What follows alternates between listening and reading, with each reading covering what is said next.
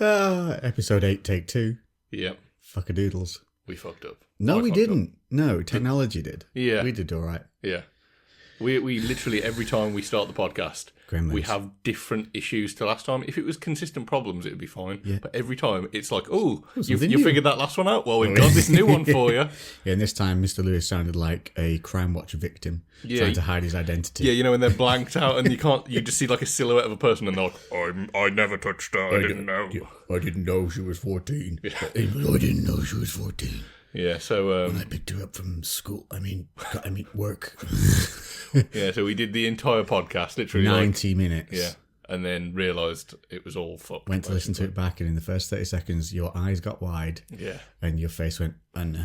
Oh no. Oh no, no. God. So, if you are watching on YouTube, you'll notice it is now the next morning, hence why, if you can't see this, I'm dressed in a Deadpool onesie, and I'm in a Rocky Balboa dressing gown, yeah. Yeah, and we have in front of us a half bottle drunk. That says a lot. Yeah. We have a half drunk bottle of Wolfburn, which is a single malt Scotch whisky in front of us, which obviously we went through last night. Yeah. Whilst, as we always do. But it's the morning, and we thought, we can't really drink in the morning. No. One, we don't really want to. No. Two, it's probably not the best idea, because it's a Saturday, it's the beginning of the weekend, and we should be productive. Yeah. So, here's what we're going to do. We're going to tell you, we'll get through it real quick, okay? Wolfburn Whisky. It's a Scotch single malt whisky. It's from a small distillery since 1821. It looks like liquid gold, and it has, on the nose, it's supposed to smell like sherry, and do you remember something? It's like fruit. A nutty. Yeah, nutty. Fruity, nutty, and sherry kind of smells to it. On the palate, at the front, it's supposed to have the sherry cask, so that they're distilled in sherry casks. So you're supposed to, obviously, that's the whiskey things, you get the flavour of the cask.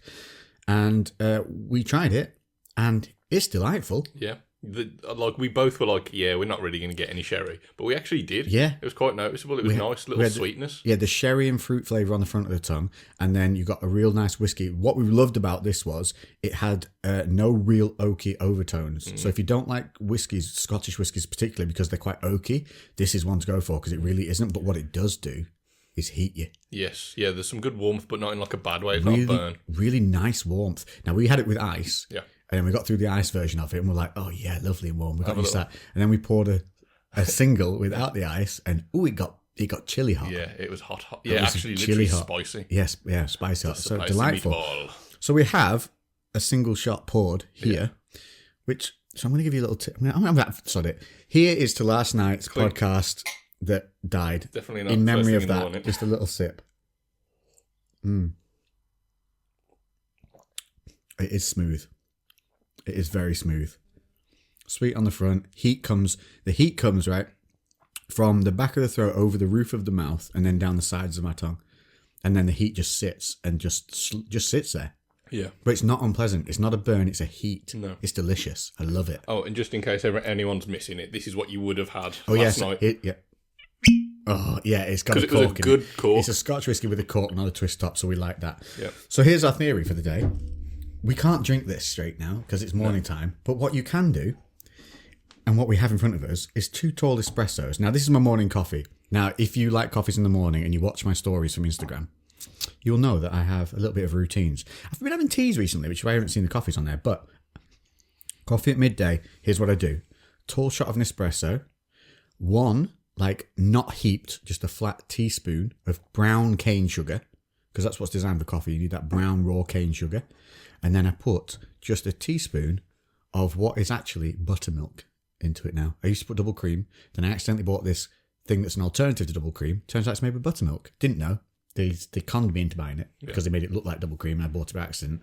Then it has a really long... it lasts for ages. And I was like, oh, wow, how does this cream last so long? Yeah. And I was like, that's good. And then I also thought, oh no, maybe that's really not good. How are they making this? Yeah. Then I noticed that bearing in mind the whole thing is blue when you buy it with like the logos in white.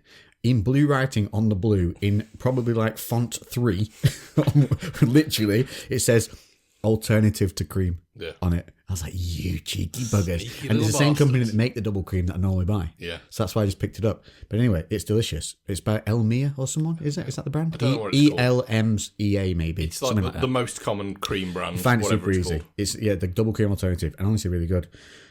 My point being, that's how I make my delicious morning coffees.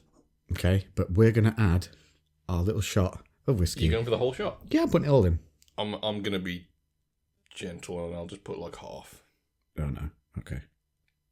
Oh, it's too late. It's all in. I've gone for So there we go. bit. And that is how, ladies and gentlemen, you get around. You can get away with morning drinking. As again, we always say on this podcast, don't do as we say. Yeah. We take no responsibility for Do as we your say, actions. not do as we do. Yeah, yes. That's what your parents always used to say to you. Yeah. Oh, also, we've got a question for you. Why don't female monkeys have big hairy boobs? Yeah. This is a morning question. Yeah. I don't know how this came about, but This is it was the sound check, actually. Like, one day we may release all of the sound checks because it's just me and Are Lex. you saving them? Yeah, they're all on the. I've still got copies of everything, so. Oh, yes, keep those then. Yeah. Yeah, because our sound checks are horrendous. Yeah. We just say random awful stuff. Yeah, Big Hairy Monkey Tits was the Was one this from one? Yeah, this morning. Big Hairy Monkey I don't know Tits. where it came from. Which then obviously stimulated our brain into the conundrum of why don't female monkeys have big hairy boobs? Yeah.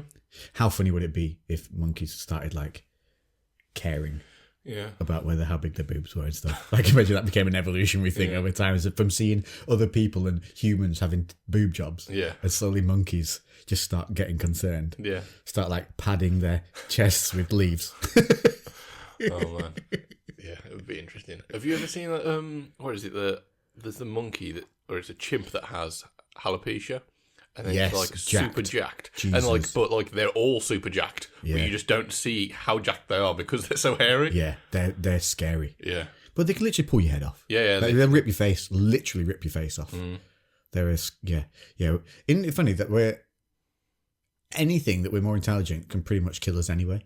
On a one-on-one, we suck. Yeah. Unless like, we have a gun. Yeah, like relatively speaking, pound for pound, we're really unathletic compared to pretty much all other animals. It takes forever to gestate. Yeah, and there's so many things that are shit about humans. Literally, our brain is our saviour. Yeah, like I was it. listening to a book the other day, and it was talking about like What was the evolution and Bill Bryson, something about your bodies. I can't remember what it's called. Oh, can I just say, that whiskey and coffee is delicious. Yeah, it is good. Oh How is my yours god! with all We've made of it?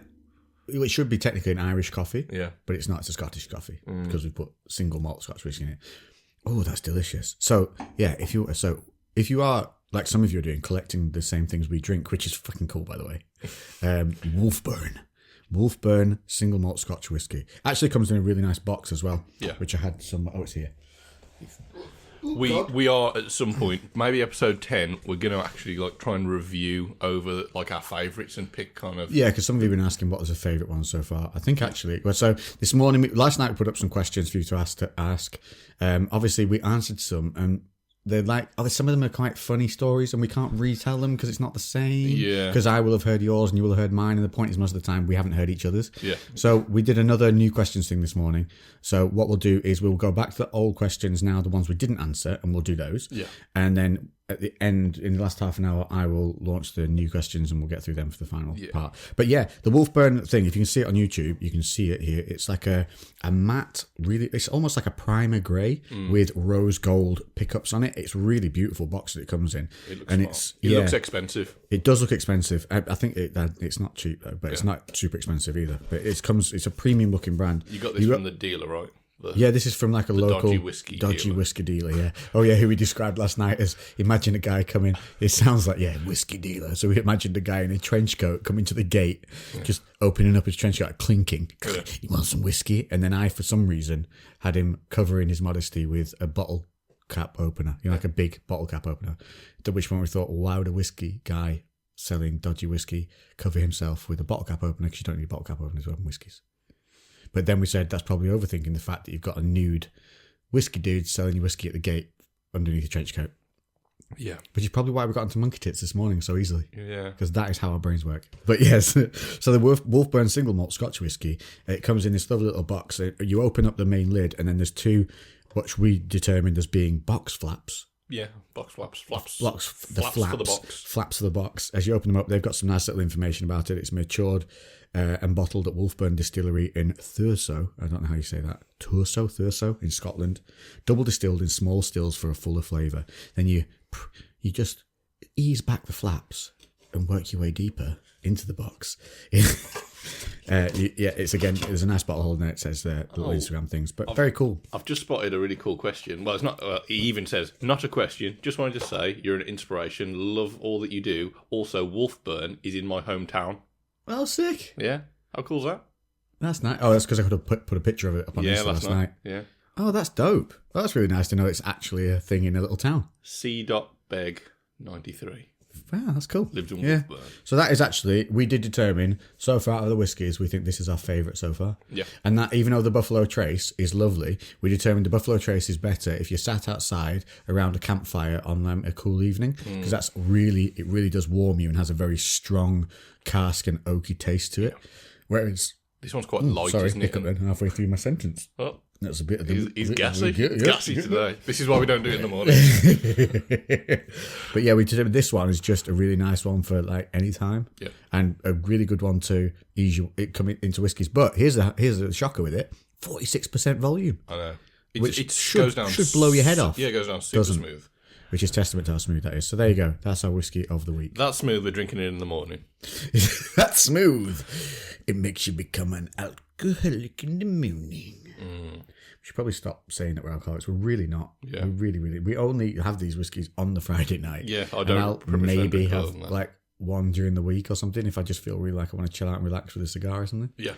But we don't drink. And when we do drink, we don't drink to excess either. We drink to enjoy. Yeah. That's really important, actually, guys. If you are going out and drinking, make sure you're drinking stuff that you enjoy. Here's a thing. Here's a little tale for you. So obviously when I started going out, as a wee man, everybody's going out, trying to look like a tough man. Ordering the pints at the bar. You're a hard man. And I was like, I don't like beer, mate. Yeah. Like, I don't like it. And I tried it, and I tried many. I did like ales and bitters more than beer. Yeah. Right, but I still only drink like one, and then I was like, okay, enough of that. So I just got to a point, especially when I went to uni, where I was like, do you know what? I don't give a shit. I really don't care. I'm not drinking. I'm paying for stuff I don't like. Yeah. So when the round came round, it was like, Lex, what do you want?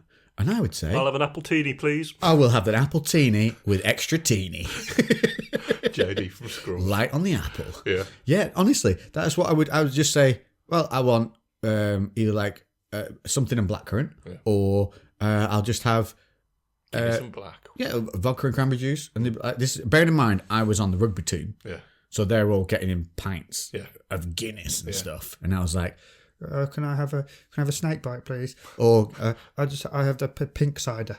I like that pink one. I like it.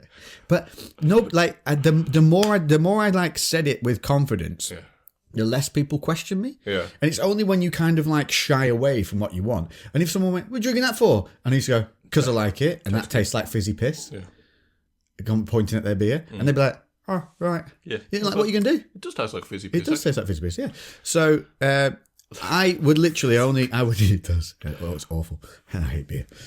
I like ales. I like, even if you go to a specialist things and you can taste all the hops and everything, I like that. Yeah. I just don't like Stella and all these. Budweiser as well. The only good part of a Budweiser is the neck. And then after that, it's just grim. Yeah. Like after that first one refreshing sip, it's rubbish. Because I even tried drinking Budweiser on Monday Night Football. It used to be like a thing we'd get Budweiser, and I'd never get through more than like a bottle and a half. And they're not big anyway. Just didn't like it. So I'm a big one for not powering through on shit I don't like. Yeah. And I think that's a testament to really building your own self-confidence is have the balls when somebody goes, and here's a story that will boost your confidence in doing this.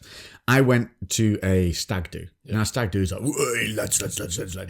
And I went to a stag do with lads who were proper lads who drank for drinking's sake. And we went to the Lake District and we spent 3 days doing like adventure stuff, but then obviously we went out on nights. When the rounds, we all did rounds, so it's someone's round. And when they went to the bar, they'd order everything, and there'd be like 8 pints, and then this one Copperberg or a Recoiderlig, and that would come with a pint glass and ice. And then none of the lads, they were all getting the beers, and they were like, "What's that?" And I'd reach for it. Now, out of all the guys, not egotistic or anything, but it's Hercules. Yeah. I was the man. I was the jackedest motherfucker going. I was gorgeous in comparison. So I was like, if you looked at us, I was like, guy drinking the pink drink. Yeah. And then the lads were like, what's that? What are you drinking that for? Fuck you, get your beers and you fuck you, what are you doing? And I'd be like, don't like it. I said, have you even tried this? They'd be like, no, have a bit. Yeah. And they drink it, they go, it's nice, all right. Yeah, it's all right, isn't it? Yeah. Like that. Oh, it's all right. And then as the round slowly went on through the time, there'd be 2 more little pink drinks on that 8-rounder. Yeah. Now there's only 5 beers. By the end of the night, there were 6 pink drinks. Yeah. 6 pink drinks. And that's what I mean. It only takes that, like, the one guy. Another story for the one person thing. Another one just popped straight into my head. Right. I went to, when I was training again at uni and stuff, there was a guy called Sal who I used to train with, who was a ridiculously beautiful man who used to just make me feel inadequate in every way, because he would come and train for like 3 weeks, get jacked and shredded. He was Egyptian by like nature, so he just had, his complexion was great, he was tall, he was a freaking doctor. I said, just go take all the women, Sal. Just, you go into the room, choose what you want. We were coming afterwards like little hyenas, like, is there any spares? And he just was like immaculate, always looked great. And then after 2 years of knowing him, for some reason, in the middle of the gym, said something about eyebrows, and he just went, I get mine waxed.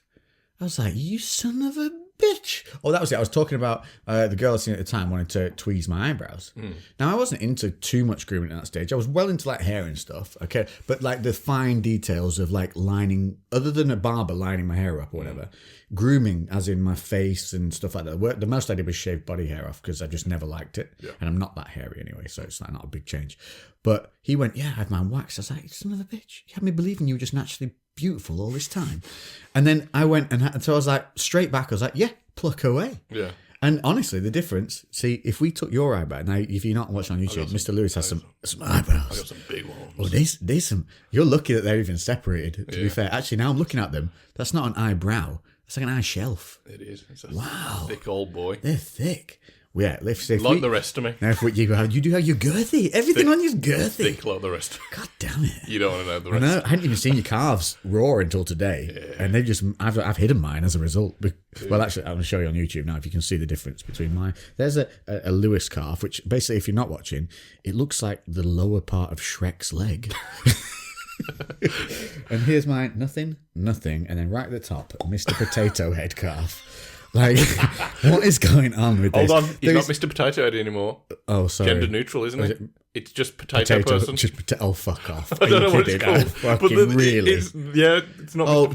just take a moment. Just everybody, can we just tell the world to fuck off? Well, you can have Mr. and Mrs. God. Yeah, right. Well, right is Mr. and left is ex-Mr. Changed to something else. Anyway, but look at the bottom half of my leg is like, no use. Oh, quick, we forgot the muscle of the lower leg. Jam something on there. Like what? And no matter how big I build this top bit, that is still going to be the ankle and lower leg of a 12-year-old girl. And not even an athletic 12-year-old girl. Just a 12-year-old girl. Yeah. Yes, there you go. But ironically, I get complimented on my calves quite a lot. And I genuinely have probably only trained them like a handful of times in my life. Don't worry, ladies and gentlemen, for you who have the calves like me or are struggling with calves, I will kick him in the dick after the end of the podcast for us all. I think just to equal the balance in the world again. I can't wait. You just say you never trained those. And the video will be on my OnlyFans. Rugby ball size calves. You ass. What was you moving my story? What was I talking about? Tangented. Oh, damn it. I can't remember. You were talking about the guy's eyebrows. Getting that done. Yeah, and then you talked about my eyebrows. Girthiness. Yeah, there we go. So, yeah. Once he said that, it was like I went straight home and I was like, oh yeah, pluck away. Because then it was just that little thing of like a bloke I knew who, looked good, had great fashion sense, and he was willing to do that. I was like, well, another bloke does it. Yeah. I can do it. And it's just that, and that's all it takes is, and that's why I always say, whenever you're thinking dumb things, say them out loud to somebody else, because I guarantee they're probably feeling or thinking a similar thing. And unless it's just the word monkey tits. Unless it's monkey tits. No, I bet you somewhere somebody who's listening has thought, why don't have female monkeys have boobs? Yeah. I've seen male monkeys with like saggy pecs. Yeah. So when they've come off the TRT. The top leaf. They're not on TRT anymore. I really hope there's a society of monkeys like really bothered about all this stuff, like aesthetic monkeys walking around just pouting. Well, they do they put their chest out and stuff. They posture up and stuff. So they've got it's not in the way that we are self-conscious, but it's in them. Yeah, I guess. They're posturing, and like how we posture is getting our eyebrows done and well, that's it. That's my point is, yeah, you can, like, listen, drink the pink drinks, take care of yourself, do your little skin routines. Dudes, if you want to look better, want to look nicer generally, nobody's going to look at you and go, that dude plucks his eyebrows and moisturizes. People are just going to look at you and go, he looks fresh. Yeah. That's all you're going to get. You know what I mean? Yeah. So don't be afraid of that. And if you want to try something, just go and try it and just be fucking confident in it. And if you've got people, I know we had a question about this actually. If you've got people around you that are doubting what you're doing, my thing would be, if you're doing something good and you're really trying to better yourself, and it's not making you an asshole, it's making you a better person, more focused, and you've got people around you who are like, what does it say on there? It was a question about something. What do you do if people around you, something about have a go at you for trying to be more motivated or something? I'm just having to try and find it. It was a ridiculous thing. I remember thinking when I read it. Yeah, I can't find it now. We are technologically limited. Look at us. How do you deal with living with somebody who mocks your motivation to train? Right, kick them out. Yeah. I'm serious. Don't live with that motherfucker. Like, why? They're not supporting. Clearly, you're doing something. Training is only a benefit. Unless you're being narcissistic and blasting them every day for not training because maybe they don't want to. Always remember that if you're training, that's about you. Don't push that onto other people unless they ask you. Yeah. Don't be that fucking guy that goes out to lunch or meals with people and starts talking about the goddamn training. Yeah. Listen, if you do that, whips out his Tupperware box. Oh fuck! If you're the guy who starts talking about training and diet at a meal out, trust me, just let you know, everyone at the table hates you. Yeah. And everybody around you who can hear your conversation hates you, and nobody cares how good you look if you're talking about that kind of stuff around people. It sucks. Don't be that douche, right? So as long as you're not being the douche and pushing it on other people, and you're just doing it, and it's making you feel better, it's making you more motivated, and somebody's giving you shit for that, get that person out of your life. Or give them a chance to change, to get on board, and then if they still won't, kick them out. Yeah. And there's the saying I love, and I'll keep going back to it all the time, is, do they feed the flames of your fire, or do they try and piss on them? If they're trying to piss on your flames, get them out of your life. Yeah. I don't care, and I know it's hard, and I know it's tough that sometimes you've been with these people for a while, but maybe they've been pulling you down for a while. Yeah. I think that happens a lot of the time in new relationships as well, where people like, you know, all excited, especially when people are younger, you get all excited for being in a new relationship. You want to spend as much time with each other as you can. And then these little things that you used to do, like going off and training and whatnot, take a bit of a back seat. And like, you know, you just enjoying that. And then I think a lot of the time they can find that difficult when they're like, oh, I'm going off to do my own thing. Like, oh, what about me? But I think realistically, when you can explain the process that, you know, doing this thing makes me feel good, makes me feel like more confident in myself, makes me feel healthier, and is going to make me live longer. I'm genuinely like, if I don't get hit by a bus at some point, if I live, you know, my natural life by having, you know, a relatively decent exercise routine and eating healthy, will literally make me live longer, and not by a little bit, by quite a substantial amount. So if you're serious about being with me, and you actually want me to live longer and actually spend 10 more years. So this hour at the gym that I'm gone for, like, you know, 3-4 times a week means we might have 10 more years when I'm 70 or 80 or whatever else. Yeah, and I thought of it like that as well. Yeah. For me, it's just the fact that clearly if somebody's passionate about something, you should fuel that passion. It's that fucking simple. And if you're not, if that for some reason you're so selfish that you can't do that for somebody else, then maybe you need to be on your own and spend some time with yourself for a little bit. And also maybe, you know, you need to have a sit down and a little chat. You've that coffee gone quick, boy. I'm sipping mine, and I can taste the tang in nice. there. I didn't put it all in there, did I? Oh, you didn't? No, there's still a little. Yeah, I like the fact you left a millimetre of the whiskey. No, there is more. It's because it's hidden. Yeah, well, you tell yourself that. Yeah. I didn't put it all in. I'm serious, though. I don't care if the person who's listening to this, make them listen to this. Oi, support your partner, support your friend, or piss off. There we go. Because it did say the person they're living with, it didn't necessarily specify that it was their partner. Could be a parent. Yeah. And again, if it's your parent, obviously you got to play by the rules. If you're trying to, like, I don't know, necessarily, if you're trying to get out of doing chores around the house, you're like, oh, I've got to go to the gym, can't do this. Yeah, don't do fair that. enough. But, show how it's a bonus to your life. But yeah, explain, you know, I think that's a part of it. A lot of the time, maybe people from the outside might see it as purely this superficial thing of just being egotistical and wanting to look good. But and obviously that's good, but looking good helps your mental state, and also it makes you healthier. You're going to feel better in yourself. You're going to be a more useful, energetic person in other aspects of your life. So that, you know, those few hours a week that you spend working out actually like magnifies all those remaining hours that you have with other people. Like we said, as long as you're not being a douche about it. Yeah, exactly. People can be. I understand that, so make sure you're not. But I don't know. Just explain it, sit down, have a word, and then if they still like it, then as long as it's not your parents, get them out. Yeah, piss off. It's our house. I was like, all right, okay. Sorry. I guess I'll leave then. Yeah. Cool. Right, let's do another one. Right. Okay. I'm gonna flick to the new one so we keep it relatively fresh. So we've got. People messaging me. What's that? My phone buzzing. It's annoying me. I can't turn it off though. Cool. What is the worst experience on the motorbike? Worst experience? Yeah. Crashing at 65 miles an hour because I was a douche. Yeah. Yeah. So I don't know if a lot of people know this because I didn't advertise it because I didn't want people to worry.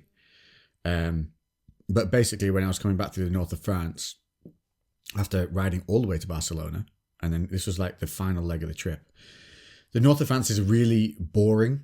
And it's just long ass motorways where you just sit on the throttle and I was thankful I had like music at least to listen to because I have all helmets, if you don't know, in motorcycles now have comms units which you can build in, and they're all molded to have speakers in the helmets themselves now, and you can talk between each other from over like a 2 kilometer distance. They're really great. It makes riding fucking amazing. Yeah. Like imagine talking with your best mate and being able to ride motorbikes. Yeah. And even if you've not met the person before, they are your best friend at the moment. They're next to you on a motorbike because it's just joyous. Yeah. But I'll tell you why this isn't a bad thing. I know it's going to sound mad. I'm going to tell you why it's not a bad thing that I came off. So I was coming off the motorway. In France, they ride up your ass. And I mean like half a foot away from you. And it's just the way the French drive. It's what they all do. So we were coming off at junction to get fuel, so we're coming off at a service station, and they have like a bit of a windy, like quite a curved lead off into the services. You usually go to a roundabout to then go to the services. It's not like ours where you pull straight in. So it's almost like you're coming off on another road. And so I looked at where we were coming off, and I'm following the guy in front of me who I was riding with. Now he was on a big BMW GS. And he had big panniers on either side, the big metal boxes. Yeah. Right. So as we're coming off, I shoulder check to check the dude behind me if he's coming off behind me as well, just so I'm aware that he's there. But then because we've been on the motor for so long, I got lazy with. So all you're supposed to do, you do a shoulder check, is like look back, straight back forward again. So it's snap, go. Yeah. I did look back, admire the environment, and then back round. And at the time I was being a dickhead and admiring nothing really. I think I'd been having a bit of like fun with this guy driving next to me, so I was like, he was riding off, and I think I maybe like gave him a peace sign or something because just being cool over being sensible because I'm a dick. So as I was turning around, I'd obviously pre-checked where we were turning off, and there was loads of runoff, so I knew like I wouldn't need to brake for at least another 40-50 yards yet, so I had no real urgency, which you should always have urgency when you're riding. As I turned back round, the guy in front of me was braking because he'd seen gravel on the road ahead. So he just started slowing down, but obviously I didn't anticipate that. So by the time I turned around, he's already braking. So I was like, oh, damn, put my brakes on. But obviously I'm going 60 odd mile an hour at this point. He's come down to probably like 40. Brakes on. I try and go around the left-hand side of him. Would have made it. But as I mentioned before, he had these big ass panniers on the side. Yeah. So I clipped his left-hand side pannier, which then high-sided me because obviously the bike nose then dug in and I was braking at the same time. So what happens is the front end washed out, it high-sided me. And I just remember going up and going, uh-oh. And then, so the bike came down, landed on the right-hand side, and then we slid up onto the grass embankment. The bike caught a speed sign, uprooted the entire thing, cement root and everything. Yeah. And when it hit that, it ejected me up the bank. Yeah. So obviously I was like, okay, eyes open. Yeah, I'm good. Hands. Yeah. Feet. Yeah. Cool. Yeah. Okay. Get up. Ooh, knees a bit tweaky, but that was like the worst of it. Yeah. Bike. No. It's the first thing you do, you give a shit about the bike. And so I'm over to the bike, pick that thing up, we get it up. The whole front end's shattered because what's happened is the nose has caught that sign as it goes up, as it went. So, it shattered all the front headlight, and obviously it had gone down the right hand side. So I bent the right peg. On your right hand side is your rear brake lever. So luckily the clutch is on the left hand side. That's a problem if you can't change gear, but obviously it gone down right. So it's just rear brake, which you don't use too much. That was all bent in. The peg was bent, and then got it back up. It's a Honda, so you do this like flicky on thing with the engine. You flick it off and on off the kill switch 6 times, and that lets it know that. Because it will auto shut off when shit happens. because it has like a tilt sensor in it. Yeah. That resets the tilt sensor. Hit the start button, boom, straight back up. Good old girl. And so here's the thing, right? So I was riding with a guy called Mark, and at the time, you can freak out at this point. You can really freak out. But Mark was so level-headed. He came over. He was like, "You all right?" I was like, "Yeah, I think so. Needs a bit tweaking, but other than that, fine." He went, "Okay, cool. How's the bike?" Started up, boom. He went, "Okay, good." I was like, "What?" And I started pranking him. "What are we going to do? We're in the middle of fucking France. We've got like 600 miles to get home yet." And he's like, "All right, well, it starts. How are the forks?" "Yeah, look all right." He said, "Okay, let's get in services and we'll deal with it from there." Just proper level-headed. And that brings your like nervous energy right down. Yeah. And this is like what you can do in daily life, I found out now, is there is no point panicking about stuff, because what's that going to achieve? Like panicking, building that energy, you're going to get no benefit from that. No, not at all.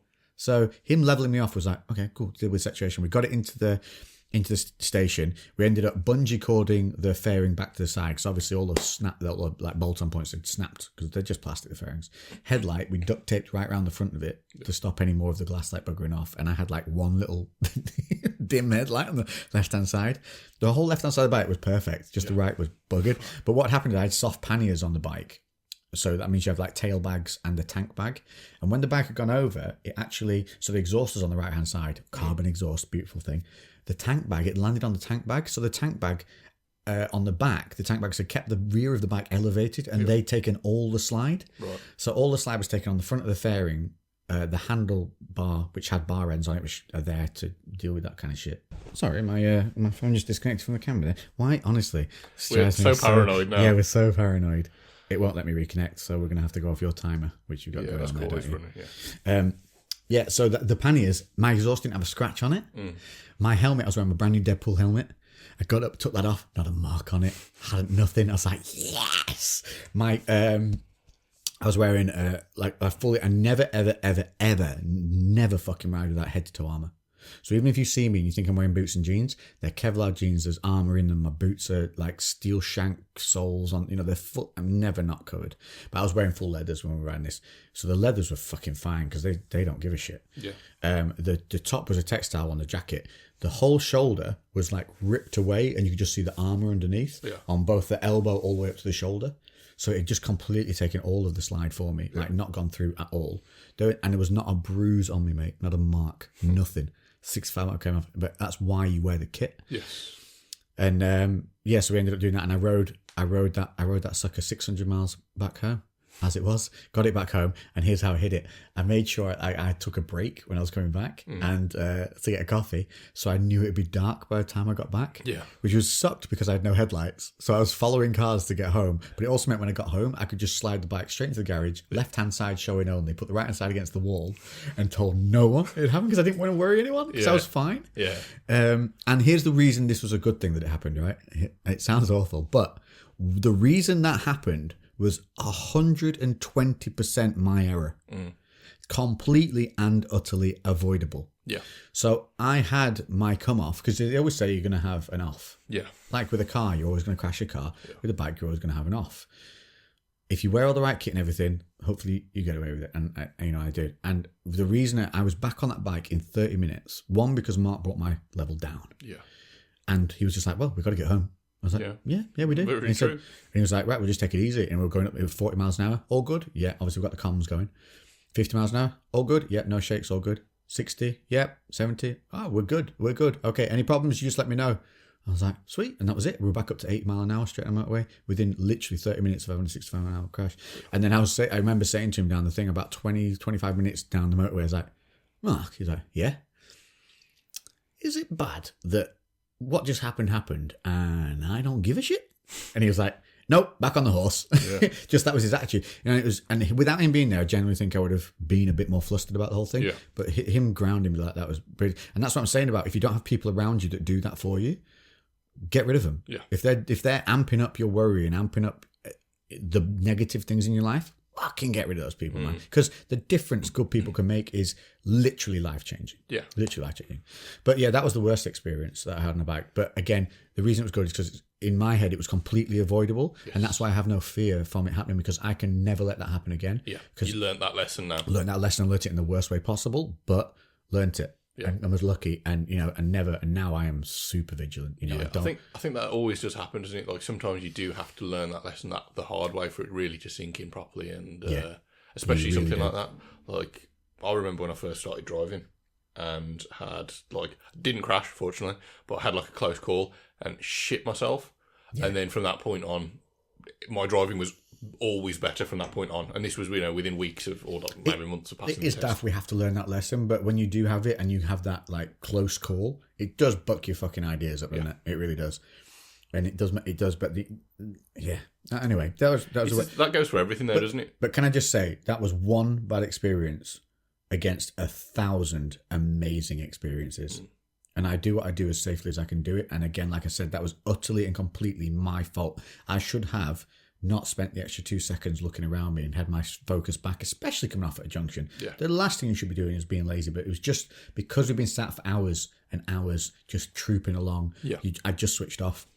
And obviously I learned a lesson. I'd never done a distance that far before as well. I'd never done that big of a tour. Yeah. So I didn't realise that that's what happens. But obviously now I'm vigilant, and you guys listen to this know this now as well. So you will also learn from my mistake and not fucking do it.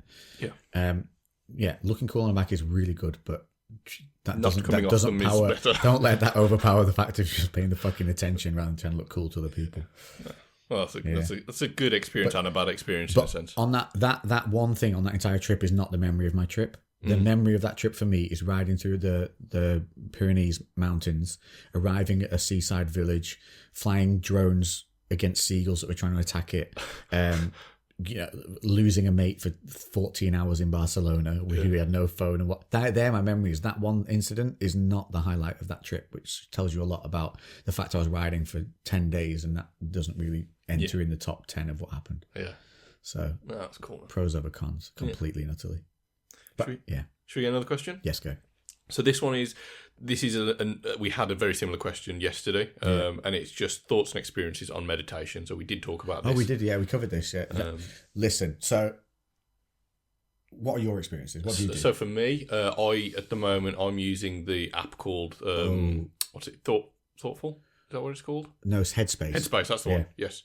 Headspace, yeah. That's what I'm using at the moment. I'm just using the free trial. You got like 10 meditations, and you can just redo them if you want to. And then there's a paid one where you get loads of access to other things, which I haven't done yet. But for the time being, it's just like 10, 15 minutes, and it works really well. It's a hard thing to get used to. You have to like be very forgiving with yourself because it can feel awkward, can't it? You can feel almost a little embarrassed by trying to do it. Yeah. And that is the stigma with it.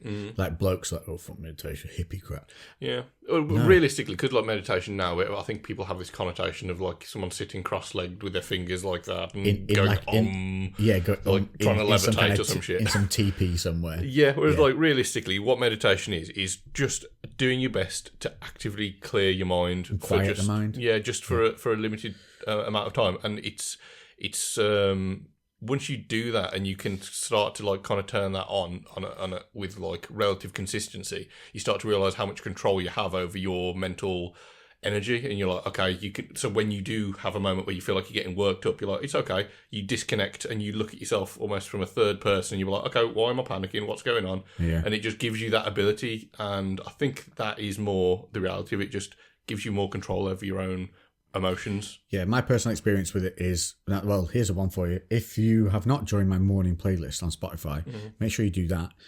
Just search Wake Up with Lex on Spotify, and it's on there. There's 3 songs that you start with. If you don't put, does Spotify always go on shuffle? It drives me crackers. It's like it auto adjusts to shuffle every time I go to a playlist. Not sure. Now my playlist in the morning is structured. There's reasons the songs are in an order.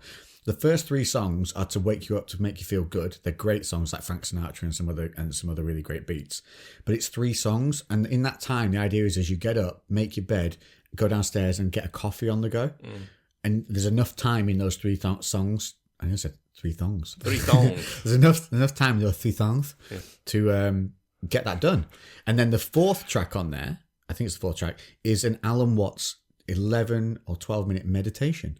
And so the idea is you get up, make your bed, go downstairs, get your coffee and sit and do the meditation. And here's what honestly, try it, guys. Just go on that playlist and find that one meditation. Even if you just skip straight to it to have a go. Alan Watts talks you through the meditation whilst there's binaural beats going on and a really chilled background music going there as well. And he talks you through how to get into the meditative state as you're meditating. And it's super because as you want to get better as the track goes on. Yeah. And it's 11 minutes. And for me, here's what I've realized. When you sit and meditate, you close your eyes. And so all you're feeling is the way your body is and the sounds around you. And so what I've noticed is it really helps me focus on posture and what's wrong with my posture when I'm sat, because I'm trying to sit in a certain way and stuff aches and it's hard to hold it in a certain position. It's like, oh, damn, this is a real lazy part of my posture. I need to start doing this. So that's benefit 1. Benefit 2, during it, Alan talks about don't try and, he says, listen to what's going on around you, but don't try and name the sounds. Don't think about the sounds. Just let them flow as if they're just a music in the back, like it's just the music of the world. Yeah. This has been huge for me because what this has done with me doing the meditations, which I'm going to be honest with you guys now, I've slacked on the last 2 weeks because I've had bad sleeping patterns. And we said this the other week as well. If you're having a bad day, look at your sleep, because every single day I've had low energy, I've gone to bed late the night before. Mm-hmm. And it's real. It affects me every time. Yeah. Without fail. So I will get back into meditation with you guys. If you start this now, I'll be doing it with you. But so you've got the posture thing, you feel it in the body, but the quieting of the noises and just so for me, I'm really bad at picking up sounds. Always have been since I was a kid. So I used to be able to hear my mum's clock ticking through the wall from her bedroom. Yeah. And I don't know if that's normal or whatever, but I couldn't sleep if I could hear that. Yeah. I'd go and have to. It's easy to once you notice something like that, it's really hard to not notice it and forget about it. My nature was to pick up on noises, even not thinking about picking up on noises. Yeah. I would just hear them. And it was as if my mind would focus in on the sound that's not silence, and that would then wake me up or keep me awake. So by doing this meditation where you just let sounds flow around you and through you, I now can sleep with my bedroom window open, and now obviously there's cars going past early in the mornings, and the other night, and I said this yesterday, so you're going to know what I'm going to say now, cars were going past, and the sound of the cars going past in the just silence of the night actually soothed me, because it was just the sound of bedtime. Yeah. And that's how I've changed my mind. Whereas before I'd have to get up, shut that window, shut the blind, do all that kind of stuff. Now I can sleep with the blind open and have those sounds don't bother me and getting to sleep. In fact, I listen to now soft music whilst going to sleep. Yeah. So the benefits of meditation: 1, postural. You get more in contact with your body, mind to muscle. The ability to quiet your mind and change bad habits. And then I also think if you do it with somebody else, it helps you get over uncomfortable silences, because it is awkward. Like when you're just sat and you're not talking, just listening, both together, only hearing each other breathe. Yeah, that can be really awkward. I've never meditated with anyone else. Well, we're going to do it after this. Yeah. We're going to do 11 minutes. I did it in a field when Yusuf came around the other day. Yusuf's the guy who does the fight goes with me sometimes, and we just went for a run. And partway through the run, we stopped in the middle of the field and just meditated. And he's like down with it. So he's already done loads of meditations. I'm new to it. And it was just so cool. Like it did feel really awkward to me at first, but then I realized that when he didn't give a shit, I was like just completely relaxed. Yeah. And it does. So I think meditating with somebody else as well and just having that silence together can really help.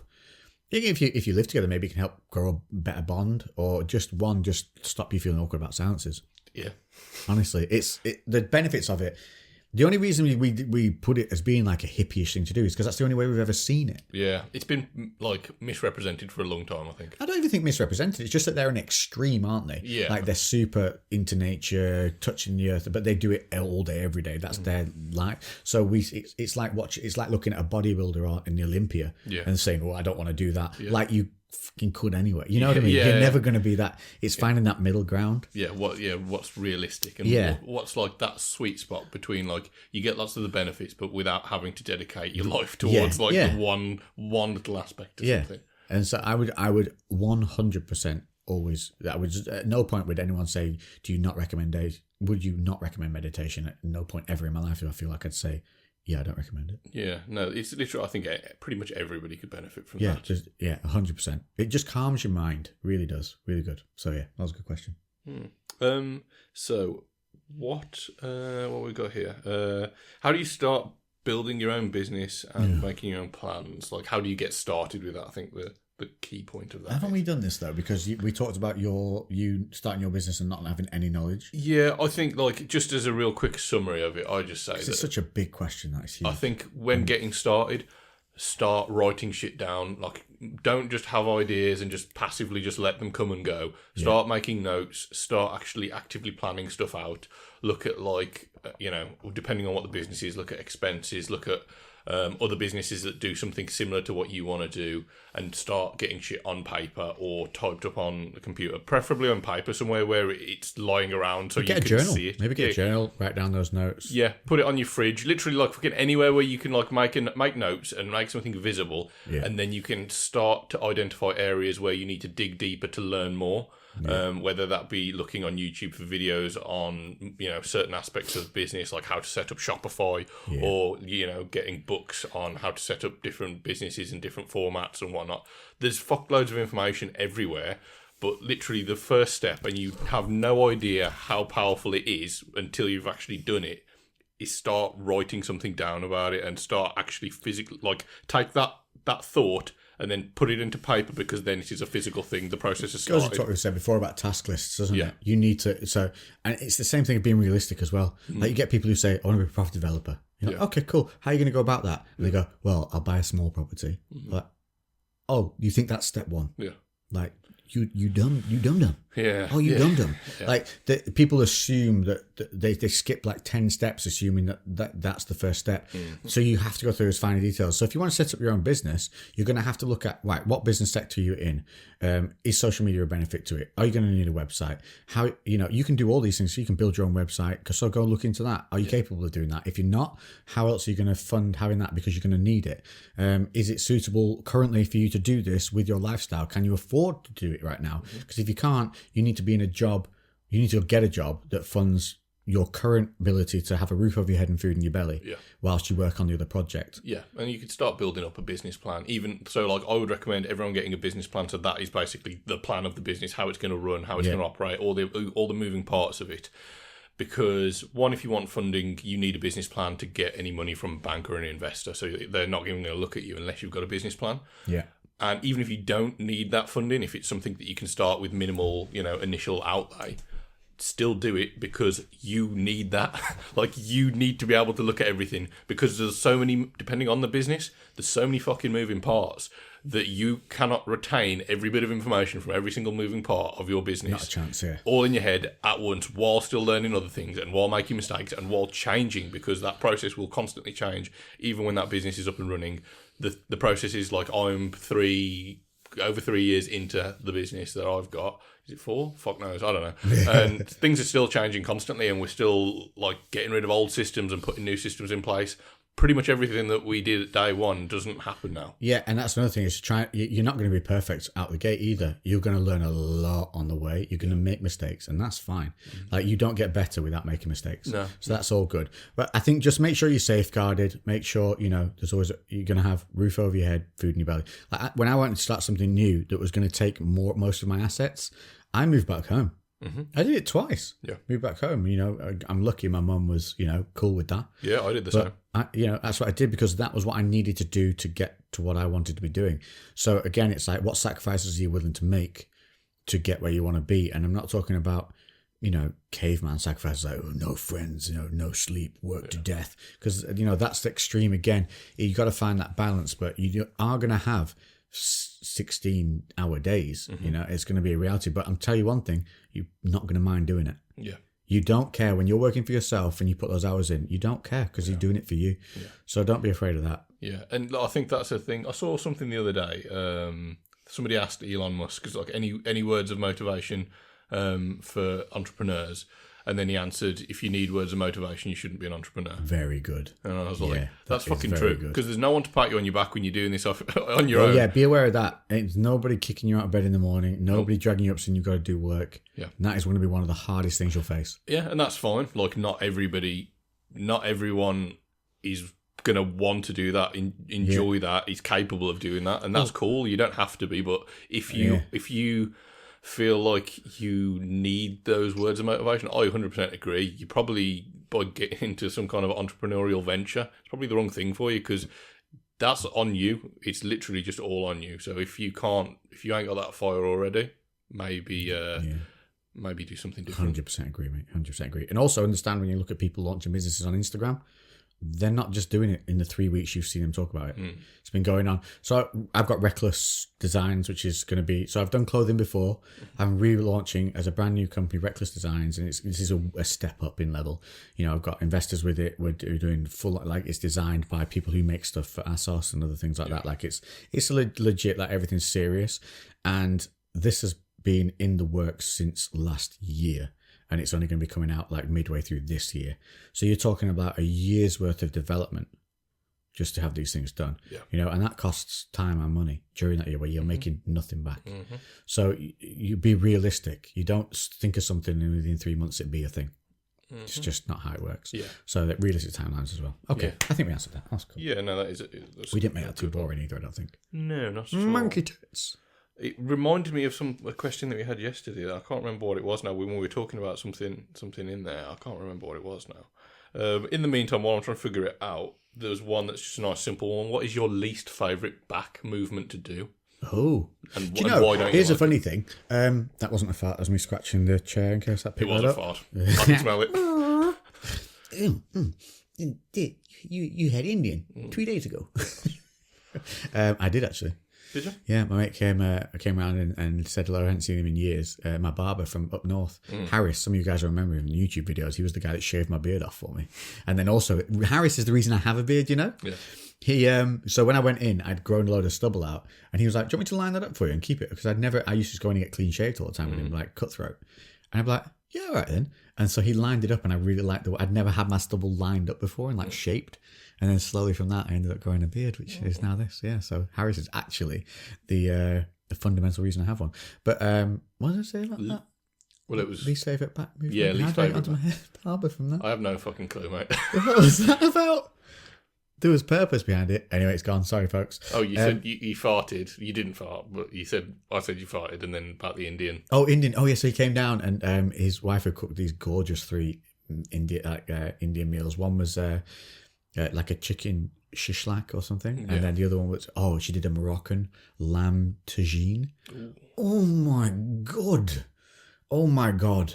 What amazing. If you don't eat Indian food because you think it's going to be too spicy, there is so much Indian, Moroccan, these Eastern foods. Best food in the world. I'm telling you, try more. Anyway, least favourite back movement.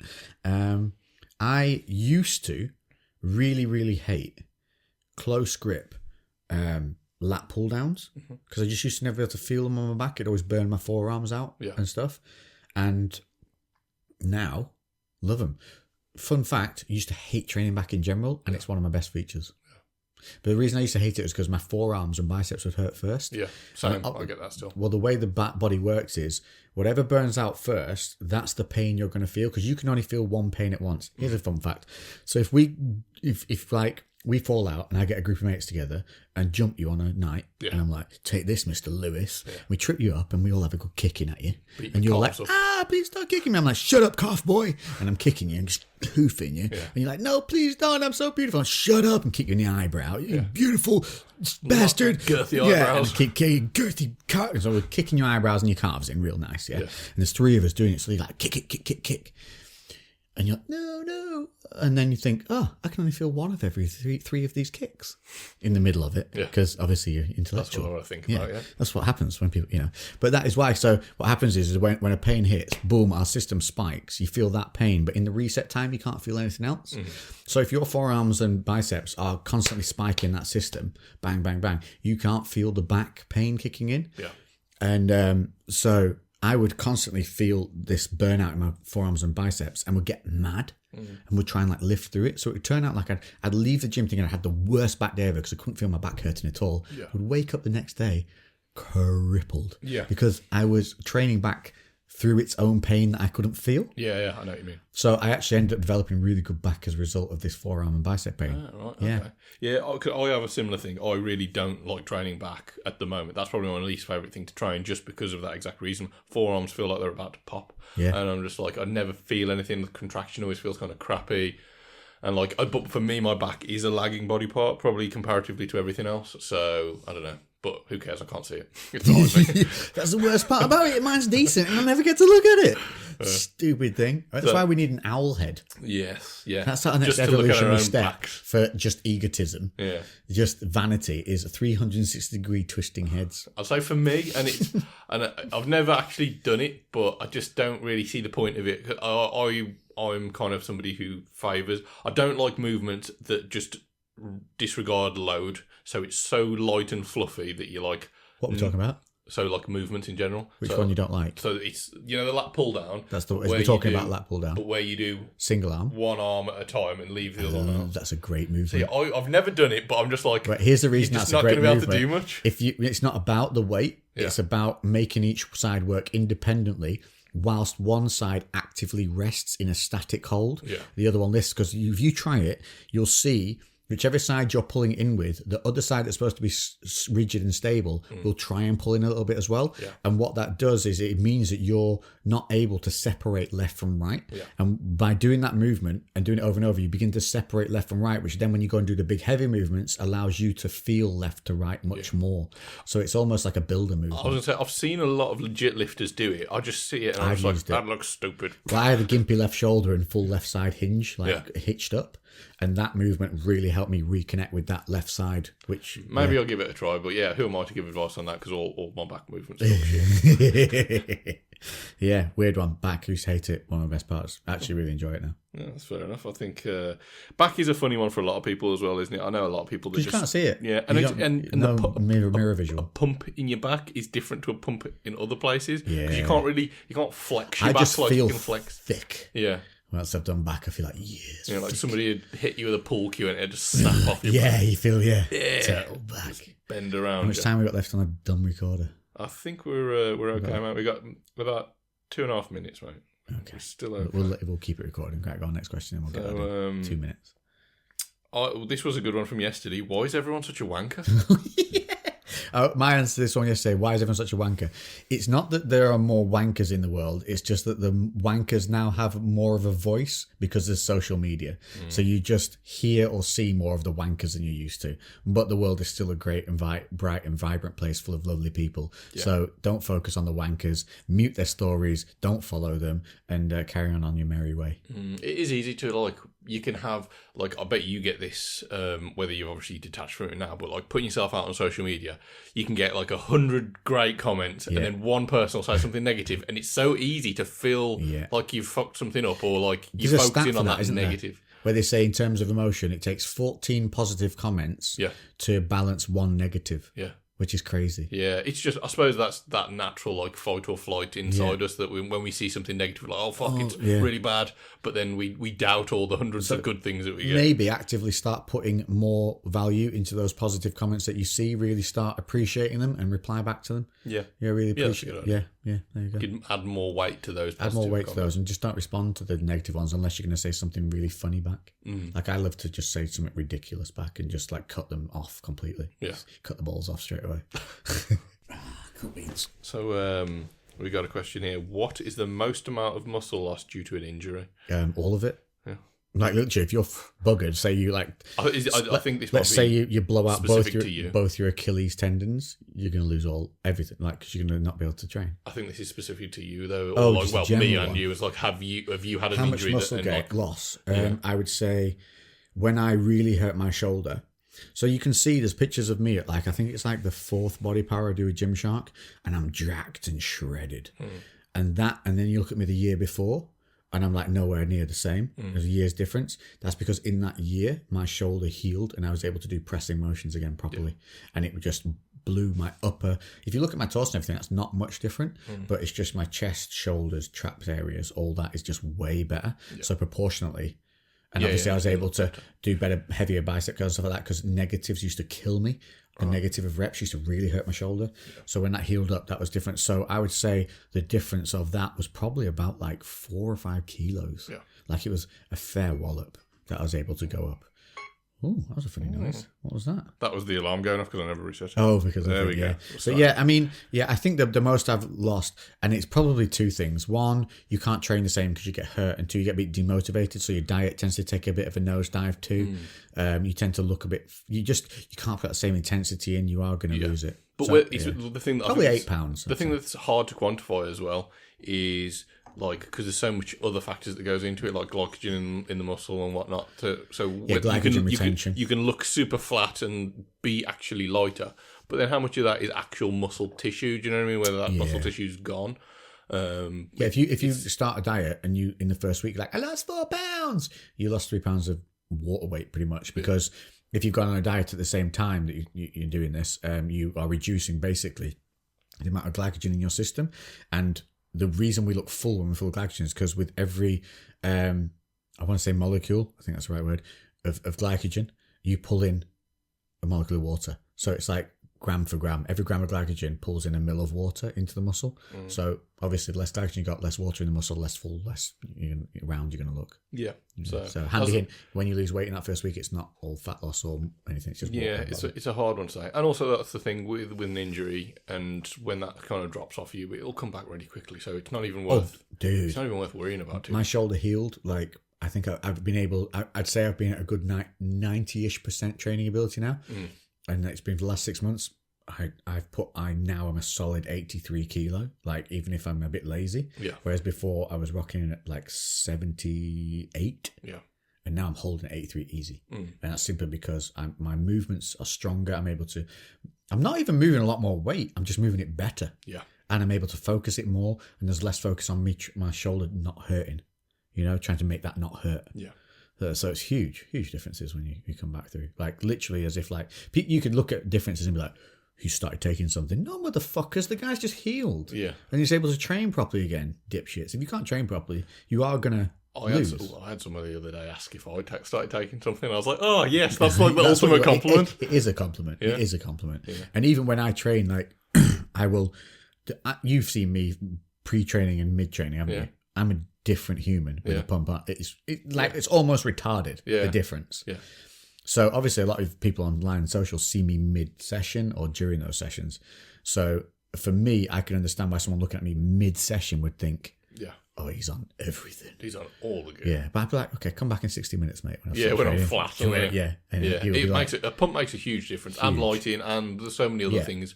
And like, it's obviously not got a problem if people do want to do shit like that. That's cool. No, it's cool. But a lot of it is to do with proportions. So my proportions, obviously, like I said, ankles of a 12-year-old girl. Yeah. Wrists of a 12-year-old girl. Yeah. All my joints are tiny. So when my muscles swell around the joints, it makes them look even more round and voluptuous than they actually are. I think if we had a photo of like each other, but not next to each other, with no context, you would look far bigger than me. Yeah, but you weigh... But I weigh 10 kilos more. Is it 22 pounds you weigh more than I'm like 10 kilos heavier. Insane. So like, I know, but Lex would look bigger than me, just proportionally. Yeah. Obviously, you're leaner as well, which does kind of help with that illusion. That's another thing, the leaner you are, and then when you get a pump, obviously makes you look crazier. Yeah. So again, that visually makes people think you're even more insane than you really are, because obviously that pump dissipates, and that when you're training, the water is pulled from into the muscle, so you lose a lot of that subcutaneous water that you often hold during the day. Yeah. Which is great actually. If you do have creatine, is a great one for getting rid of sub-Q water as well, because creatine draws water into the muscle. Sure, I didn't think about it. Which is a myth that it bloats you, makes you look watery. It doesn't at all. It does the opposite. So, have you got any views on the influencers in Dubai? Influencers in Dubai. Oh, dude, sick of it. Yeah. Sick of it. It annoyed me within a week. Yeah.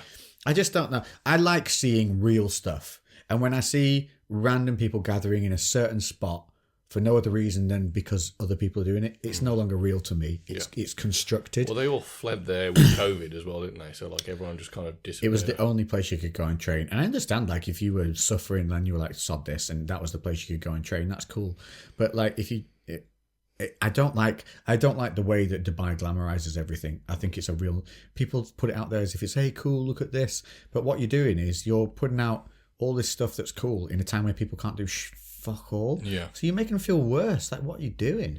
Yeah, it's a bit weird, like, that was their excuse. I think, look, you're all suffering and we're on a beach. Yeah, I think if they would have just been open and honest and just like, look, I want to get the fuck out of the country. Yeah, which go somewhere where I could be normal. And I could get that. Then Yeah. I vibed with that. Yeah. It was when they were just like, hey, stay motivated. Or you're in what? Yeah. And don't get me, and they're all in there as well getting deals. Like, they're paying like 50 quid a night for a hotel room because they're all on an influencer deal. Yeah. So it's costing feck all, which is in a way really clever. Like, but I did have a moment where I thought, oh, should I go out?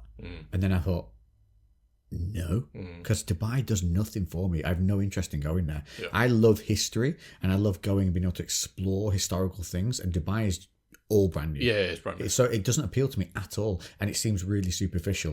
And I just think in my current mindset and everything the way I am, it would not be a positive influence on it'd be very hollow. Yeah. So yeah, didn't vibe with it. Oh, fair enough. No, neither did I really. I think like I said, it was just whether the intentions were there. I think probably for most people, it probably just pissed people off. Yeah. Do you know who I did love watching and still do is Artemis Dolgin, I think is how you say his name. Artemis. He's on his Instagram guy. He's currently in Alaska, just riding snowmobiles through places and stuff. And he just went and lived in the desert. When they locked down LA. Yeah. He was like, yeah, no.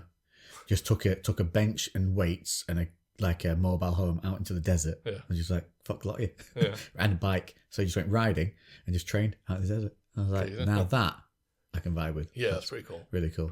Because he was all about, look at what's around us. We don't need all that shit that they're locking us down from anyway. Look what's here. Look what is right on our doorstep. Yeah. And how he was like creating his own environment to be able to train and carry on do all these things. So he was really good. Oh, that sounds pretty cool. Yeah. I've got one question here. This one's just for me. So it's when are the BCB t-shirts coming out? And we ordered them yesterday. So probably within about 4 weeks or so, we should have everything with us. I say you should do it definitely. Launch them on the day you reopen the gym. That's what we're hoping for. That's what we're going to aim for. But obviously, if that gets delayed, which there's a chance that may happen, the opening, we still don't know. Nothing's set. April 8th, isn't it? Something around there. Listen, Boris, because obviously I'm presuming Boris listens to us. Of course he does. If you don't open the gyms on April the 8th, which by the way I'm already pissed off about that you're opening theme parks before gyms. What the actual shit, Boris? If you don't open them on April the 8th, I am going to bull charge Parliament. I will dodge. I've got a good sidestep. I played rugby for years. I will get into that parliamentary room whilst you're on TV, and I will bull rush you and punch you square in the dick, right on the tip, hard as I can. You said yesterday you're going to headbutt him. Flying, diving. Oh, super nut. Yeah, super nut headbutt. There's a whole. You missed a whole really hilarious conversation. How did we even get onto that? Yeah, I can't even remember about super nut. It was funny, but it was about edging, and then. Oh yeah, what was I saying about edge? I said something about edge, and you were like, "Are you being rude?" That was it. I said something about getting towards the edge or something like that, and then I could see Lewis's eyes widen and a smirk appear. And I was like, "What are you thinking?" He was like, have you heard of edging? And I was like, no. Go on, what is edging? Like basically when you like get right to the point of orgasm, but just before you lose, before you don't have any control anymore, and then like stop back and forth. So this can be like guys and girls. You can do this, and then when you do orgasm, then it's just a way better one because it's like a super nut. Yeah, and then that's when super nut building the super nut, and then I was like, I really hope that if you do this, that when you do go, you're like, super nuts! Yeah, that Superman and pose. Then you put one arm out. Yeah, one arm in the air. Yeah, one arm in the air and scream super nut. And then I would, please, listen, if you're listening to this, the next time you're with a girl or your girl, just please for me, just at that moment, please just go, super nuts, and then message me that you did it, because it would just make my day brighter. It's the best thing ever. And I just and then just capture in your mind the face your girl pulls whilst you do that, just for your own comedy value. Just lifetime screenshot it. Yeah, and then that's where it came from with Boris. So you're just going with a flying headbutt. So then super nut has a different meaning. It has dual meanings. Super headbutt. Dropping the nut. Yeah. But actually dropping the headbutt. So there we go. Do you want to have a look at some of the fresh questions now? Because we're into the last third now. Okay. We've still got like 20 minutes. I think we're still good. But right, so these are going to be the questions that we've had from the morning. Yeah. Once we announced that the other podcast died. There's me on a motorbike doing some cool stuff. Oh, the really cool drawing. Do you remember seeing that? Yeah. From last night. Some guy, actually, I'm going to give him a shout out because it was really sick. What's the guy's name? It's at Freztern, Frezetern. And he does like comic book drawings of real photos that I've done. And he's done an absolutely sick one of me with my Bane jacket on by my motorbike. It was really cool. Really cool. I've actually got him to send me the original high def image. I'm going to get it put on a canvas. Yeah, that's 100% because it's dope. Right. Let's have a look. See questions from today. Get past my gooch. There we go. Oh God, there's tons. All right, we're going to go through these. Shit. Blast them. Yeah, okay. quick fire. So quick fire round. If you could travel to any point in time, when and where would you go? Oh, God damn it. Do you know what? I would go back to, I think, probably the 1980s, end of the 70s, early 80s. I think ancient Greece. Like, I haven't got a specific time frame, but that's where I'd be going. Yeah, but you get murdered if you did that. Yeah, I know, but do we have to live there from then on, or do we just have like a day there? Or Oh, if you're just visiting, fuck yeah, gladiatorial times. Yeah. Yeah, but Just you like have to stay. You get I'm going. you get a fortnight there. 80s. Yeah. Okay, cool. A new skill or activity that you always wanted to try and why? Well, guitar, and I have it, and I've done 2 lessons so far for myself. I've learnt A and E major chords so far. Nice. Yeah. I need to do this every day. I'd started it every day, but then obviously I just had a lot of workload coming and some new stuff coming in, which is really cool. Oh, got a side note, got a really cool announcement coming with RDX. So if you've seen the punching bags and everything I'm using on there, do not go and buy them yet, because I will have discounts for you guys. But yeah, so guitar, electric guitar or normal guitar is my one that I'm doing now. For me, it'd just be, I haven't learned it yet, but it's in the pipeline, is motorbike. Yes. We spoke about this loads, Yes. but yeah, that's the next thing on the to-do list. So good. Yeah, I will get my license. Oh, and yeah, because I managed to get out on the go yesterday. And I did a little tutorial on the old BMW, my classic, but she needs a new clutch. So when I was riding her, I rode really gently and only short distance, and it was just to really get the engine moving and everything because it's been sat for so long. But the Honda went for MOT yesterday, and it's a good 20-minute ride away. And so I hadn't ridden it for a while. And when I ride normally, I get quite relaxed with it, and I ride in a higher gear than I need because I'm not going to be buzzing everywhere. But this time I was riding it, I kept it in like the burble gear, I call it, where it's like, it's like, let me go. Yeah, and then there were a few times where I just had to nip round something or round a corner, and I put it on, it just went, yeah. And I was in my helmet, just this big smile, and I literally, in the middle of it, just was, I did like a quick run down this like dual carriageway bit where I opened her up, and at the end of it, I just literally went, woo!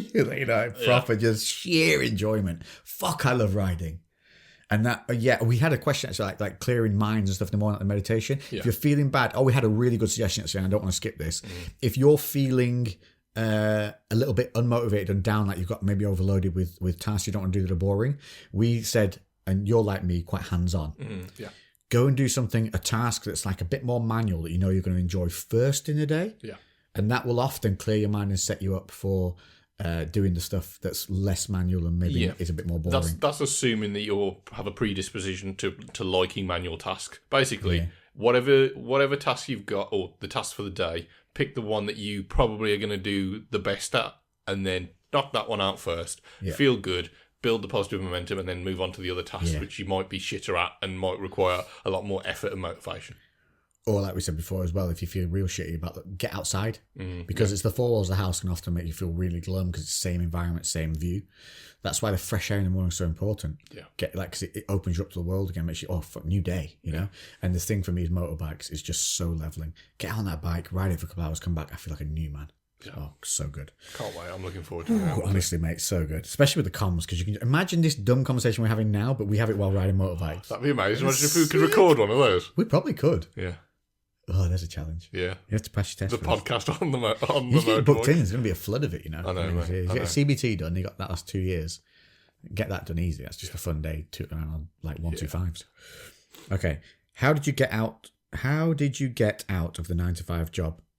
I stayed in the 9-to-5 job as long as I needed to keep the money coming in. And we've talked about this before, to have a roof over my head, food in my belly, and I kept working on my other projects on the side until they became strong enough to leave for. That's pretty much what I did. Yeah. And that's what you did. Yeah. You owned the gym for a full year and kept working at God knows how many hours a week. Yeah. So I've never had a 9-to-5. So like with everything, my hours have always been all over the place, and I've always been self-employed. So it's always been kind of down to, I do as much work as I possibly can because the more I work, the more I get paid. But you were fitting signs and labouring whilst you owned that gym for the entire first 2 years? Yeah, over 2 years, yeah. Yeah, so there you go. That's how you get out of it, is by building it until it becomes something you can leave for. Yeah, you got to be willing to put in a lot of work, because I was earning more money than would cost me to pay somebody else to do that job. Yeah. So I effectively worked and then paid somebody else to manage and do the other bits that I couldn't do just because financially it meant I was a little bit better off, even though I wasn't in the business I wanted to be in just yet, or as much as I wanted to anyway. I was saying, like, I did a lot of my own little ventures. Yeah. You know, and I just took the leap. I'd save doing another job and then go and take the leap and have a go. And like we said, move back home if I needed to. Yeah, I think there's a lot of ways to get started in a business which don't require diving in completely. You know what I mean? Which some people would say, oh yeah, jump in at the deep end. But also, if you've got mortgage, if you've got kids, if you've got all these fucking responsibilities in life, it's probably not the smartest thing to do to risk all of that on something that may fail, because that's a very real chance when you set up a business. They don't all succeed. In fact, the vast majority of them fail. Yeah. Like that's. But that's why you keep going with the thing that's the fundamental and build the other on the side. Yes. And here's the thing: you got family, you got kids, you got a home, you got a mortgage. Hey, tough shit. Mm-hmm. That's your situation. That's where you're at. So deal with it in the way that is effective for your situation. Yeah. You know, it just if you don't have all be that, more cautious. You're free to be a bit more crazy. Yeah. And otherwise, you maybe have to be a bit cautious, or maybe work extra overtime to get the extra money in so you can take the risk without it being too much of a risk. Yeah. If you haven't got that, if you still live with your parents, if you haven't got no mortgage, if you haven't got any massive overheads, now's your time. Yeah, there's no reason to dive in on something, because at the end of the day, especially if you're relatively young, even if you completely balls it up and you get yourself in a shitload of debt, that sucks, but you've got a long time to kind of unfuck your situation, and you will learn so much in that time period that as long as you learn and carry that over to your next task or the next thing that you want to do, it'll actually be pretty beneficial, even though it's going to suck when that happens. But you've got the time, the energy, and the freedom to do it, so fucking make a move. Well said, sir. Well said. Right. Do you have any favourite riding roads in the UK or abroad? Any biking trips on your wish list? I'll start. Yeah, I do. One of my favourite ones is riding from Cardiff up to Llandudno, and you go through the 2 national parks. And it's a beautiful, I think it's like the A474 or something like that. And it's a gorgeous ride up through 2 huge valleys, all the way up to and past Snowdon. And it's gorgeous. And then you come back along the north coast and drop back down to Shrewsbury. It's beautiful. Love it. Nice. And you can do it in a day, or you can do a stopover in Llandudno that night, go out, have a nice meal, and come back in the morning and do it more too. It's beautiful, mate. Wales is gorgeous. Yeah. It's like the Algarve at points when you're riding through. You're like, how is this here? But obviously, like, we don't get the same weather. But honestly, when you're at the top of one of those valleys and looking through it, when you're at the top, they get like one a year, don't they? One good day. No, it's been real. Last year was really good. I'm only joking. It's not too bad. It's like, don't get me wrong, like 10 months of the year, it's not great. Let me tell you. So the base one is the Brecon Beacons National Park. And you ride up through that into Snowdonia National Park. And the Brecon Beacons National Park's gorgeous. Mate, when you hit some of you could climb, because what you do is you climb up and then drop down into the valleys most of the time. There's one point, and I think it's the Brecon ones, you're at the very top before you start dropping down, and the entire valley opens up before you. It rival anywhere in the world. It's beautiful. Beautiful. So yeah, and the ones I'm going to do, because of obviously COVID, we're going to take advantage of what's in England. We're going to do the Scotland 500 this year, which is meant to be amazing. Yeah. And hopefully do it with camping and some cool, not too much like hotels. Okay. Advice for someone who will be starting MMA soon: stretch. Stretch and get your cardio in place. Yeah. Because they're the two, that mobility and cardio are your 2 favourite friends. And also, don't get too annoyed when you get tapped out a lot. Yeah. Frustrated. Just grow. Every time you tap, learn why. Yeah, I think that's a good thing. Be okay with getting fucked up, because it's going to happen. Also, make sure you're in a dojo where where they don't bully you. If they're bullying you whilst you're fighting, that's not how it should be. Yeah. Like every time I got tapped when I was learning, I'd be like, damn, why did that happen? You go, oh, because you did this, and then we keep rolling again. Yeah. So they should always be looking to tell you why certain things happen. Yeah, find somewhere good. Yeah. Or helping you as you're moving, like, go for this now, you know? Yeah. That kind of thing. Cool. What was your last concert, and so far your favourite concert? That's quite a good question. Goddamn, last concert? Mine, I think, was White Snake in Australia. That was last year or the year before. Well, God, no, we lost 2020, didn't we? So back end of 2019. Yeah. Blackstone Cherry was me. Blackstone Cherry. I can't even remember how many years ago. My favourite concert, Black Eyed Peas. Oh, yeah. Amazing. Yeah. The show they put on is insane, and they do things you never expect them to do, but incredible. Really incredible. Literally bouncing next to the stage, full on. It was wicked. That's cool. Yeah, really good. What are your fitness goals at the moment? Well, yours is to get stronger and massive. Yeah, I'm trying to. So, I had a small month-ish hiatus from training, so I'm trying to regain as much strength and size as I can as quickly as possible. I'm not too fussed about getting a little bit on the fat side, because that's fine for me. I don't find it too challenging to strip back after, so I'm just There's another reason just there why I will punch him in the dick at the end of this podcast. Oh yeah, you're lean all year round anyway, so you can't complain. Like, I just find it so easy to lose fat. It's not. I'm not saying it's easy to lose fat, but like he's sat here looking smug as anything right now. Oh yeah. So it's like I go skinny when I stop training, I have to make a conscious effort to overeat. The goal is to put on as much muscle as I can, to try and pick up as much strength as I can without a lot of the niggles that happened in the past. So I've switched up my exercise selection to find stuff that I recover really well from.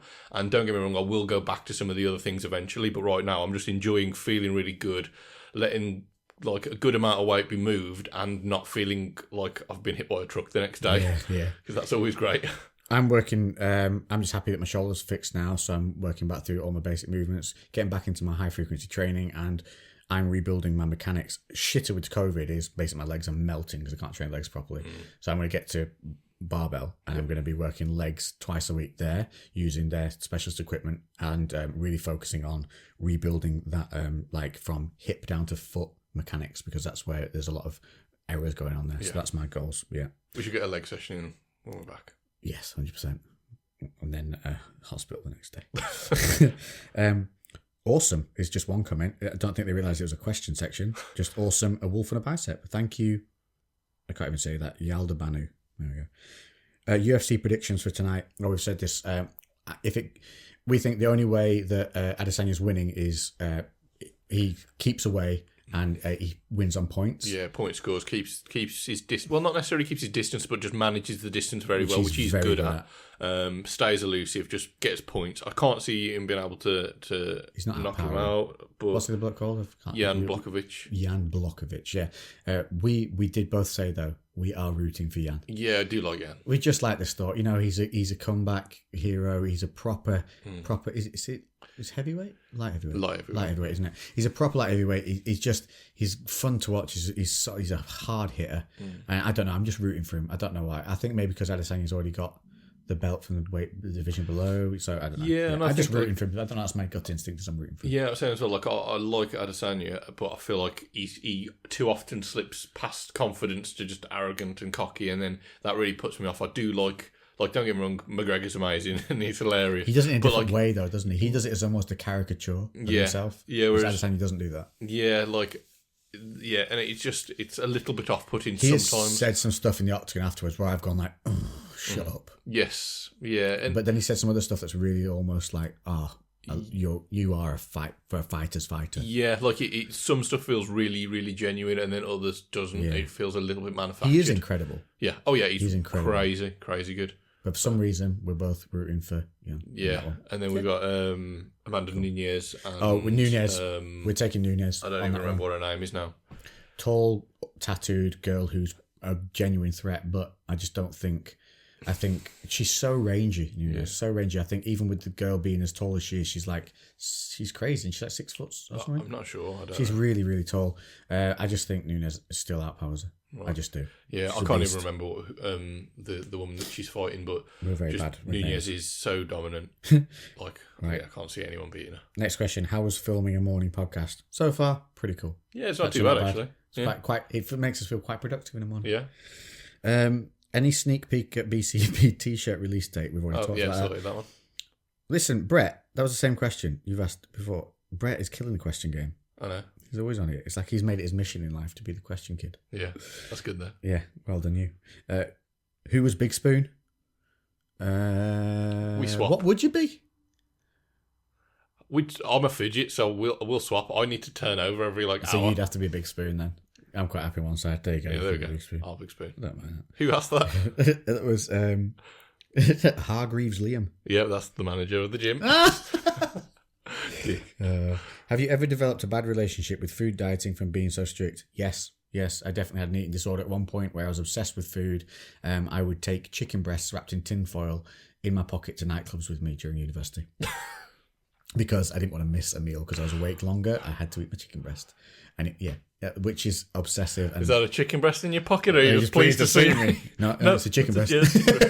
Well, I thought, thank Yeah. God, because that was a really obscure shaped penis. Yeah. Otherwise, That was before I learned about macros, so I was pure bro. yeah, Like rice cakes and almonds and fish and a rice cake. yeah, fish in a rice cake. Yeah, so definitely had a bad relationship. I think for me, it's like, although I go skinny, I get really tempted to eat shit when I'm miserable, like donuts and Doritos and shit like that, and that is like proper comfort food for me. And I will just binge eat on like really bad stuff, and there's no like off, so I'll just keep going. But then I won't want to eat any normal food, so I'll literally just have like one massive binge of terrible things, and then that's just the calories. But that's obviously, I don't do that anymore. That's kind of when I'm like.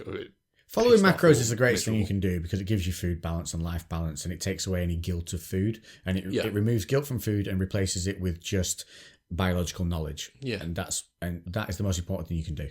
Yeah, I don't think any food is inherently bad. It's just some foods just have less macronutrients than others, and some are more high impact than others. Yeah, but that's it. There are no bad good foods. There's just sensible ways of eating. Yeah, the things you like. Unless you like eating arsenic, in which case, bad. Yes, don't eat that. Is the penis sound clip now your ringtone? We literally were joking about that. This. Yeah, we're gonna... I will take it. Right, what we'll do is we'll take that sound clip. I'll make it into a usable ringtone file, and I'll put it somewhere for download. Yeah. That's going to be my text message tone penis. For you. Penis. Imagine being a job interview and that goes well. Yeah. Hello, Mr. Griffin. Are you here? Yes, thank you. Penis. I'll see you later. Thank you very much for your time. Thoughts on... Oh, no, we've done that. How do you find a routine that you can stick to? I haven't. I just try my best to do good things like we discussed, making tasks and having a morning routine as best I can. Yeah, routines are evolutionary. Like they change. They're never they're never going to be static because you're always going to have new things that are going to come and go.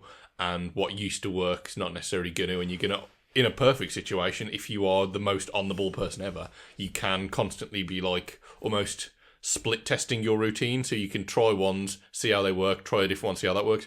Don't get me wrong, I don't do that because that's a hell of a lot of conscious thought that would go into it. But like normally anyway, just by the same process of evolution, is that just what works stays, what doesn't work goes, and then you just keep going, and then your routine will slowly improve. But it does require like a conscious effort. Yeah, conscious effort and energy to do it. So don't assume that you just get a routine and then because that's your routine, you find it easy. Yeah, and there's loads of tools that can help you with that. So like if there's a certain area that you need help to have more accountability, go and have a look and like fucking invest in yourself to make your life a little bit easier.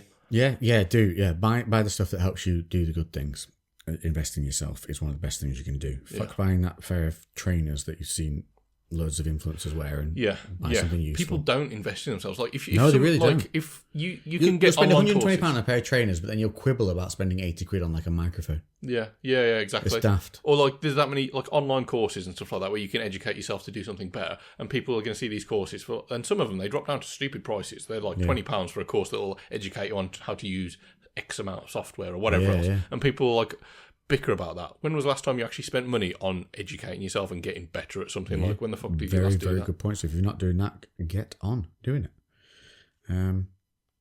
Okay, let's just see if there's any other newbies. I don't know how to refresh these questions. We've got a minute left. Oh, right, cool. Then we're done. Right, so no more newbies. I think we've done enough cool questions. Yeah, we got through loads then. I really hope you don't sound like a robot at the end of this recording. Oh, if I sound like a robot, and if I have sounded like a robot through the whole of this, we are aware, and we just don't give a fuck. We're posting it anyway. Caring. Yeah, we've ordered new mics, so because... Oh, yeah, this is cool, yeah. So, in terms of investing in yourselves, we literally had this issue last night, technically, so we went out and we have bought proper Rode microphones, and we're getting a mixer, and we're improving because we're investing in ourselves, and we suggest you do the same. Yeah. We believe in you, believe in yourself. Thank you for joining us. This has been the CREWCast. Yeah. Thank you very much. Toodle pip. Toodle pip.